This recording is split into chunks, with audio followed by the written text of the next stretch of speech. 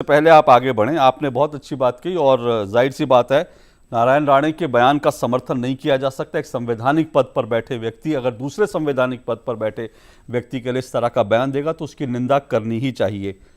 आपके लिए क्या मैं दोबारा उद्धव ठाकरे जी का बयान चला दूं, राहुल गांधी जी का बयान चला दूं और मैं ये उम्मीद करूंगा कि आप उनकी भी निंदा करेंगे कि उन लोगों ने भी इस तरह के बयान देकर जो है अपनी सीमाओं को, मर्यादाओं को लांघा। आप कहें तो मैं दोबारा बयान चलवा दूं, या आपने सुना होगा शायद।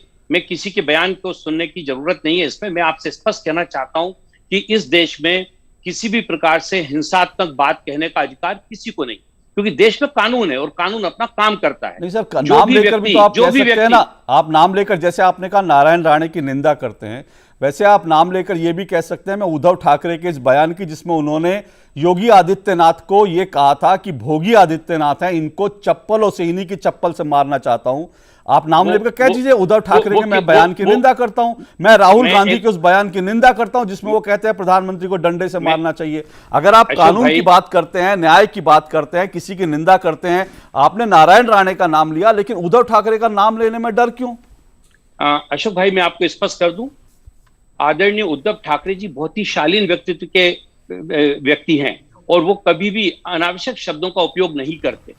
उन्होंने जो ये बात कही थी, इस संदर्भ में बात की थी, इस संदर्भ में बात की थी, वो संदर्भ भी आपको देखना पड़ेगा। वो संदर्भ ये था कि योगी जी ने चप्पल पहनकर शिवाजी की मूर्ति के ऊपर माला अर्पण किया था।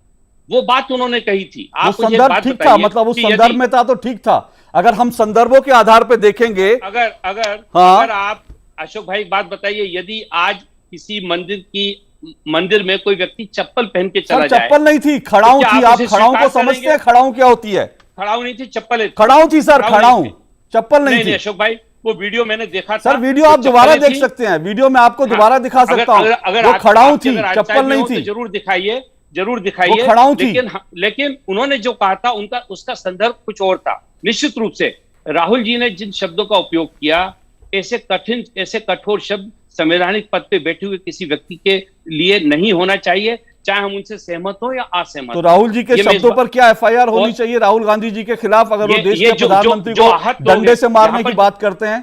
यहाँ पर जो आहत लोग थे, जो नारायण राणे जी के वक्तव्य से दुखी थे, उन्होंने पुलिस में रिपोर्ट की। यदि किसी को ऐसा लगता है कि आदरणीय राहुल गांधी या आदरणीय उद्धव ठाकरे की किसी बयान से कोई आहत है तो रिपोर्ट करे, कानून अपना काम करेगा। किसने रोका है? किसी ने क्या ये कहा कि आप रिपोर्ट मत करिए? ये व्यक्ति के ऊपर है। अगर कोई किसी का टॉलरेंस है, कोई टॉलरेट नहीं कर पाया, निश्चित रूप से प्रतिक्रिया हुई है, क्योंकि नारायण राणे जी इसके पहले शिव सैनिक थे और वो शिव सैनिकों की इस आपका कहने का मतलब यह है सर कि जो योगी जी ने कहा था उसका हमें संदर्भ देखना चाहिए, इसलिए देखना चाहिए क्योंकि योगी जी ने एक तरह से अपमान किया था शिवाजी की मूर्ति का। एक मिनट, क्योंकि उन्होंने शिवाजी महाराज का अपमान कर दिया था। शिवाजी महाराज का अपमान करने पर चप्पल से मारना वो सही है, लेकिन देश की स्वतंत्रता का अपमान करना, देश के स्वतंत्रता दिवस का अपमान करने पर थप्पड़ मारने की बात करना,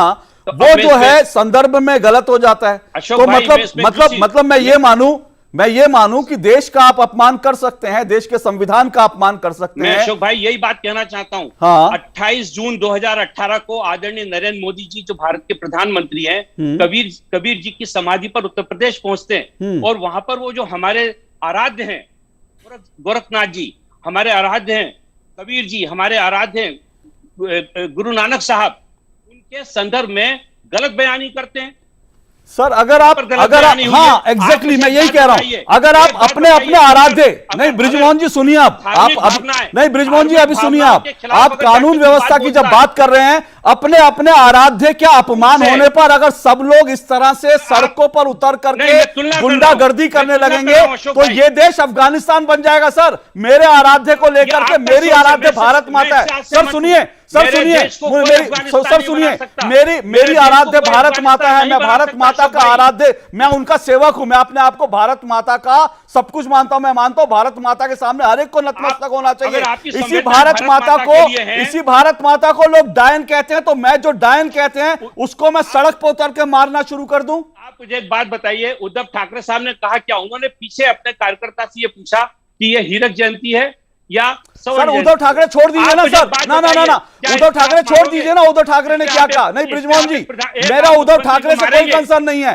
मेरा उद्धव ठाकरे से अभी आपने, सर आप सुनिए बृजमोहन जी, मेरे 2 सवाल आपसे हैं। मैंने कहा मेरे लिए भारत माता आराध्य हैं, इसी देश में लोग भारत माता को डायन कहते हैं। क्या मैं उसको सड़क पर उतर करके उसको मारने लगूं जो भारत माता को डायन कहते हैं? क्या वो सही होगा? दूसरा सवाल है, आपने अभी कहा, सुनिए सर, अभी आपने कहा कि कानून व्यवस्था का शासन है महाराष्ट्र में। मैं आपसे एक सवाल बड़ी विनती से पूछ रहा हूं। वो सवाल मेरा यह है कि जो लोग, अभी मैंने जो वीडियो दिखाई, जो वीडियो में बीजेपी के कॉर्पोरेटर को सड़क पर मार रहे थे, जो लोग बीजेपी के पूर्व सांसद के गाड़ी पर पथराव कर रहे थे, जो लोग बीजेपी के दफ्तर में आगजनी कर रहे थे, अगर कानून का शासन है, उनमें से कितने लोग अब तक गिरफ्तार हुए? सिर्फ देश को यह बता दें। मैं अशोक भाई आपसे मैं एक बात कहना चाहता हूं। मुंबई की जनसंख्या 2 करोड़ है। एक आदमी आप मुझे बताइए 2 करोड़ में से जिसके साथ किसी प्रकार से छीना झपटी हो रही है और कानून काम ना करे। आप महाराष्ट्र के किसी थाने में रिपोर्ट दर्ज कराइए होने वाले अन्याय के खिलाफ, टूटे गए कानून के खिलाफ, तत्काल पुलिस कार्रवाई करती है। सर वो तो हमने देखा था, सर वो तो हमने देखा था पालघर में साधुओं को पुलिस वाले लिंच कर रहे थे। संबंधित सर वो तो हमने देखा था पालघर में साधुओं को पुलिस वाले लिंच करा रहे थे, और उसके बाद क्या कार्रवाई वो भी हमने देखा। कह रहा हूं अशोक भाई, पालघर की बात सुन लीजिए। 810 लोगों का इंट्रोगेशन हुआ, उसमें से 161 लोगों को जेल भेजा गया, और उसमें से आज भी अभी करीब 28 से ज्यादा लोग जेल के अंदर हैं। उनको जिसने भी छोड़ा है वो कोर्ट ने छोड़ा है। महाराष्ट्र सरकार ने किसी के साथ अन्याय नहीं किया, सारे लोगों को गिरफ्तार किया।